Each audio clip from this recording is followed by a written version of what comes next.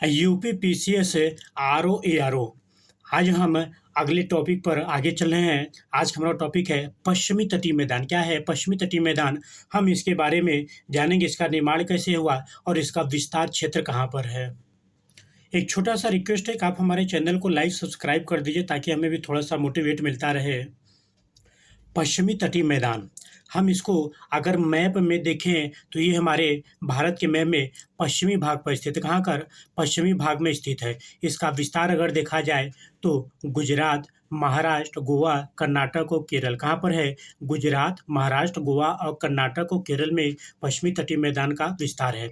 हम यहाँ पे देखते हैं कच्छ की खाड़ी। क्या है? कच्छ की खाड़ी है। उसके नीचे आएंगे तो खंबात की खाड़ी। क्या है? खंबात की खाड़ी। और ये हमारा अरब सागर है। ये क्या है? हमारा अरब सागर है। एक बात आप लोगों से शेयर करना है। कुछ लोगों ने हमें कमेंट किया, लेकिन उन लोगों के लिए मैं कहना चाहता हूँ, मंजिल मिले या ना मिले, मंजिल मिले या ना मिले ये तो मुकद्दर की बात है, और हम कोशिश भी ना करें ये तो गलत बात है। और क्या हार में क्या जीत में, क्या हार में क्या जीत में, किंचित नहीं भयभीत में, कर्तव्य पथ पर जो भी मिला यह भी सही वो भी सही, वरदान नहीं मांगूंगा पर जो भी हो हार नहीं मानूंगा।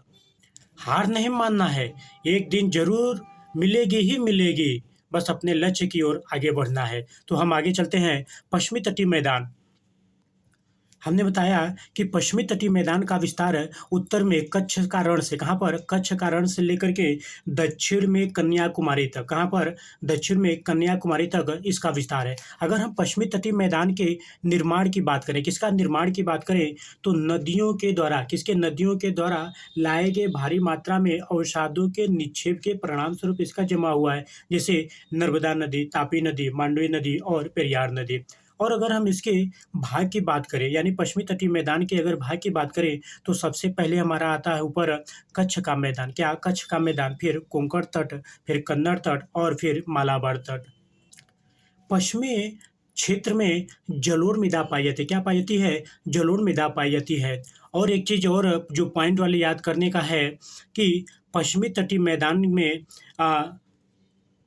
जो नदियाँ प्रवाहित होती हैं वो छोटी नदियाँ होती हैं। क्या होती हैं? वो छोटी नदियाँ होती हैं, और ये अरब सागर में जाकर गिरती हैं, और अरब सागर में क्या? एस्चुरी का निर्माण करते हैं। क्या? एस्चुरी का निर्माण करती हैं। यहाँ पे डेल्टा का निर्माण कभी नहीं करती हैं। ठीक है? क्या किसका निर्माण करती हैं? एस्चुरी का निर्माण करती हैं। और एक चीज़ और याद रखना है कि जो पश्चिमी तटीय मैदान है वो पूर्वी तटीय मैदान की तुलना में कम चौड़ा है। क्या है? पश्चिमी तटीय मैदान पूर्वी मैदान की तुलना में कम चौड़ा है। हम इस क्षेत्र में वर्षा की अगर बात करें तो यहाँ पे वर्षा लगभग दक्षिण पश्चिम मानसून के दौरान 200 से 300 सेंटीमीटर तक वर्षा होती है।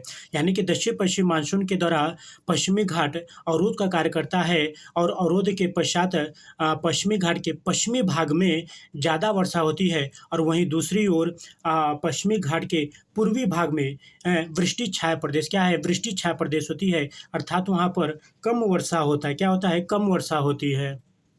यानी कि हम कह सकते हैं कि दक्षिण पश्चिम मानसून के दौरान पश्चिमी भाग में ज़्यादा वर्षा होती है, और वही जो है पूर्वी भाग में वृष्टि छाया प्रदेश होती है। यहाँ पर हम मैदान के जो भाग हैं उसको देख सकते हैं। देखो, कच्छ का मैदान क्या है? गुजरात में विस्तार। कहाँ पर? कच्छ का मैदान गुजरात में विस्तार है। जो हमारा कोंकण तट है, कोंकण तट कहाँ पर है? महाराष्ट्र और गोवा में। कहाँ पर है? महाराष्ट्र गोवा में। कन्नड़ तट जो है कर्नाटक में, और जो हमारा मालाबार तट है वो केरल में विस्तारित है।